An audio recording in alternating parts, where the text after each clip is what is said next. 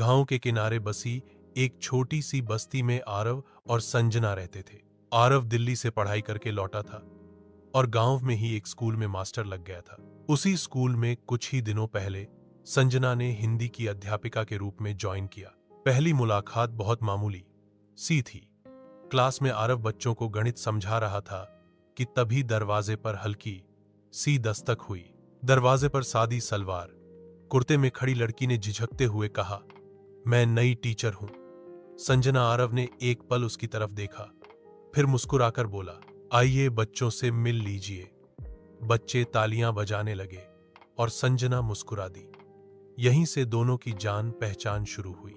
धीरे धीरे साथ बैठकर चाय पीने और बच्चों की बातें करने का सिलसिला बढ़ा। आरव को संजना की सादगी बहुत भाने लगी। वहीं संजना को आरव का शांत स्वभाव और बच्चों के प्रति लगाव अच्छा लगने लगा। एक दिन स्कूल की छुट्टी के बाद तेज बारिश शुरू हो गई। सब लोग जा चुके थे, सिर्फ आरव और संजना बचे। आरव ने कहा, बरसात में भीगते हुए जाना ठीक नहीं, अगर चाहें तो मैं आपको घर छोड़ दूं। संजना ने हल्की सी मुस्कान के साथ हामी भर दी। स्कूटी पर लौटते हुए दोनों खामोश थे, लेकिन उस खामोशी में भी एक अजीब सी मिठास थी। दोनों के दिल में कहीं न कहीं एहसास जाग चुका था, मगर जुबान अब तक खामोश थी। समय धीरे धीरे आगे बढ़ता गया। आरव और संजना अब सिर्फ सहकर्मी नहीं रह गए थे, बल्कि दोनों एक दूसरे की आदत बन चुके थे। कभी स्कूल की मीटिंग में एक दूसरे की राय से सहमत होना, कभी बच्चों के साथ मिलकर हंसी मजाक करना और कभी लाइब्रेरी में घंटों बैठकर पढ़ाई और जिंदगी पर बातें करना। सब उनके बीच एक खास रिश्ता बुन रहे थे। लेकिन गांव में कोई चीज छिपी कहां रहती है। लोगों की नजरें और बातें दोनों पर टिकने लगी। ये दोनों हर वक्त साथ साथ रहते हैं। कुछ तो चल रहा है मास्टर जी और नई मैडम के बीच। ऐसी फुसफुसाहटें चाय की दुकानों से लेकर मोहल्ले की चौपाल तक पहुंचने लगी। संजना की मां ने भी एक दिन घर पर तंज कसा, बेटी, नाम बदनाम जल्दी हो जाता है। गांव की जुबान तेज होती है, जरा संभल कर रहा कर। लड़के लड़की की दोस्ती यहां आसानी से नहीं पचती। संजना चुप रही। वह जानती थी कि उसकी मां गलत नहीं कह रही, लेकिन दिल की गहराई में वह ये भी मान चुकी थी कि आरव सिर्फ एक अच्छा दोस्त नहीं, बल्कि शायद वही है जिसके साथ वह जिंदगी बिताना चाहती है। उधर आरव के घर में भी खामोशी से बातें शुरू हो चुकी थीं। उसकी बड़ी भाभी ने हंसते हुए कहा, मास्टर जी तो अब स्कूल की मैडम के ही हो गए हैं। पर उसकी मां का चेहरा गंभीर हो गया। वह जानती थी कि गांव के लोग बहुत बातें बनाते हैं। आरव के दिल में तूफान था। वह बार बार सोचता, क्या मैं अपनी दिल की बात संजना से कह दूं या चुप रहूं, ताकि कहीं उसे मुश्किल में न डाल दूं। एक शाम जब स्कूल का वार्षिक समारोह था, तो आरव और संजना देर तक सजावट और कार्यक्रम की तैयारी में लगे रहे। सबके चले जाने के बाद दोनों खाली हॉल में कुर्सियां समेट रहे थे। खामोशी गहरी थी। अचानक संजना ने धीमे से कहा, आरव सर, लोग जो बातें करते हैं, क्या वो सच हैं? आरव कुछ पल उसे देखता रह गया। उसकी आंखों में मासूम सवाल थे और होंठों पर हल्का कांपता डर। आरव ने धीरे से जवाब दिया, पता नहीं लोग क्या सोचते हैं, पर मैं जानता हूं कि मेरा दिल क्या कहता है। संजना की सांसें तेज हो गईं। उसने कांपती आवाज में पूछा, और आपका दिल क्या कहता है? आरव ने नजरें झुका लीं, जैसे हिम्मत जुटा रहा हो। फिर धीरे से बोला, मेरा दिल कहता है कि तुम सिर्फ मेरी दोस्त नहीं, मेरी जिंदगी का सबसे खूबसूरत एहसास हो। संजना की आंखें नम हो गईं। उसके होंठों पर हल्की सी मुस्कान थी, लेकिन चेहरे पर डर भी था। उसने धीमे से कहा, कुछ तो चल रहा है मास्टर जी और नई मैडम, पर आरव समाज हमें इतनी आसानी से स्वीकार नहीं करेगा। माँ पापा लोग, सब कुछ आसान नहीं है। आरव ने उसकी ओर बढ़कर धीरे से कहा, संजना, मोहब्बत अगर सच्ची हो तो मुश्किलें बस एक इम्तिहान होती हैं। दोनों की नजरें मिल गईं। उस पल में बहुत कुछ कहा जा चुका था जो शब्द कभी बयान नहीं कर सकते। लेकिन बाहर गलियारे से अचानक किसी के कदमों की आहट आई। दोनों चौंक गए और तुरंत अपने अपने काम में लग गए। शायद किस्मत उन्हें याद दिला रही थी कि मोहब्बत की राह आसान नहीं होती। संजना और आरव के दिलों में अब कोई शक नहीं रहा था। दोनों एक दूसरे के बिना अधूरे थे।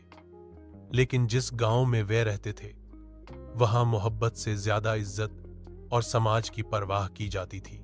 धीरे धीरे बात दोनों के घर तक पहुंच गई। संजना का घर। संजना की मां ने एक शाम सखत्ती से कहा, संजना, ये सब ठीक नहीं है। मास्टर जी अच्छे लड़के होंगे, लेकिन समाज को तुम जानती हो, लोग तुम्हारे बारे में तरह तरह की बातें कर रहे हैं। संजना ने धीमी आवाज में कहा, मां, अगर कोई इंसान अच्छा है, ईमानदार है और मेरी कदर करता है तो फिर समाज क्यों बीच में आए। मां ने तड़पते हुए जवाब दिया, बेटी, समाज से लड़ना आसान नहीं होता। एक लड़की पर उंगली उठती है तो उसका बोझ सारी जिंदगी उठाना पड़ता है। संजना चुप हो गई। वह मां को दुखी नहीं देख सकती थी, लेकिन दिल में आरव के बिना जिंदगी की कल्प। उधर आरव के घर में भी हलचल थी।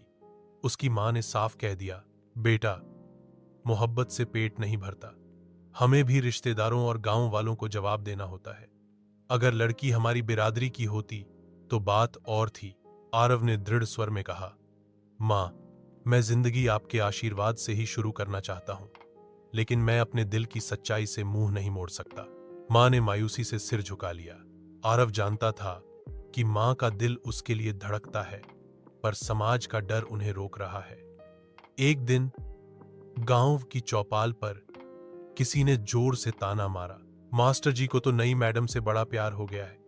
अब पढ़ाई लिखाई छोड़ो और शादी ब्याह की बात करो। लोग हंसने लगे। आरव ने कुछ नहीं कहा, लेकिन उसका चेहरा लाल हो गया। संजना दूर खड़ी सब सुन रही थी। उसकी आंखों में आंसू भर आए। उस रात संजना ने तय कर लिया कि वह आरव से दूरी बनाएगी। वह चाहती थी कि आरव की इज्जत पर कोई दाग न लगे। अगले दिन से उसने स्कूल में कम बोलना शुरू कर दिया। आरव को महसूस हुआ, लेकिन वह कुछ कह नहीं पाया। कई दिन बीत गए। आरव बेचैन था। एक रात उसने हिम्मत जुटाकर संजना को चिट्ठी लिखी, संजना, तुमसे दूर रहकर मैं जी नहीं पा रहा। अगर मोहब्बत गुनाह है तो मैं ये गुनाह बार बार करना चाहता हूं, पर तुमसे गुजारिश है कि मेरी खामोशी को तुम्हारा डर मत समझना। मैं तुम्हारे लिए हर मुश्किल से लड़ने को तैयार हूं। संजना ने वह चिट्ठी पढ़ी तो उसका दिल रो पड़ा। वह समझ गई कि यह रिश्ता सिर्फ उसका नहीं, बल्कि दोनों की आत्मा का है। अब दोनों एक ऐसे मोड़ पर थे जहां उन्हें तय करना था, या तो समाज और परिवार के डर से एक दूसरे को खो दें, या फिर हिम्मत करके अपनी मोहब्बत को निभाएं। संजना ने तय कर लिया कि वह आरव से मिलेगी और सब साफ साफ कहेगी। वह सोच चुकी थी, चाहे समाज कुछ भी कहे, लेकिन सच्चा प्यार हारना नहीं चाहिए। उस रात चांदनी में गांव के बहराम के पेड़ के नीचे दोनों मिले। हवा में हल्की ठंडक थी, पर उनके दिलों में तूफान। संजना ने आंसुओं से भीगी आंखों से कहा, आरव, अगर तुम तैयार हो तो मैं हर मुश्किल का सामना करने को तैयार हूं, पर वादा करो, चाहे कुछ भी हो, मेरा साथ कभी नहीं छोड़ोगे। आरव ने उसका हाथ थाम लिया और दृढ़ आवाज में कहा, संजना, अब ये लड़ाई सिर्फ तुम्हारी नहीं, हमारी है। उनकी आंखों में मोहब्बत और हिम्मत साफ झलक रही थी, लेकिन उन्हें अंदाजा नहीं था कि आने वाले दिनों में समाज और घर वालों सेट कराना कितना कठिन होगा। गांव वालों की बातें और परिवार का डर, सबके बीच आरव और संजना टूटने नहीं बल्कि और मजबूत हो गए। आखिरकार एक दिन पंचायत में सबके सामने आरव ने कहा, प्यार गुनाह नहीं है। अगर मोहब्बत सच्ची हो तो उसे समाज भी रोक नहीं सकता। संजना ने भी आंसुओं से भरी आंखों में साफ कह दिया, मैं आरव को नहीं छोड़ सकती, चाहे कुछ भी हो। यह सुनकर पहले लोग चुप रहे, फिर धीरे धीरे माहौल बदल गया।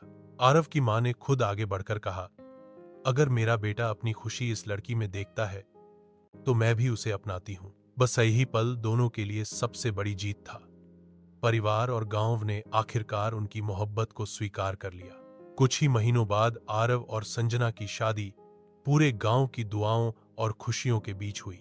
मंडप में बैठे दोनों की आंखों में वही चमक थी जो पहली मुलाकात के समय थी, और इस तरह उनकी अनकही मोहब्बत ने आखिरकार अपनी मंजिल पा ली।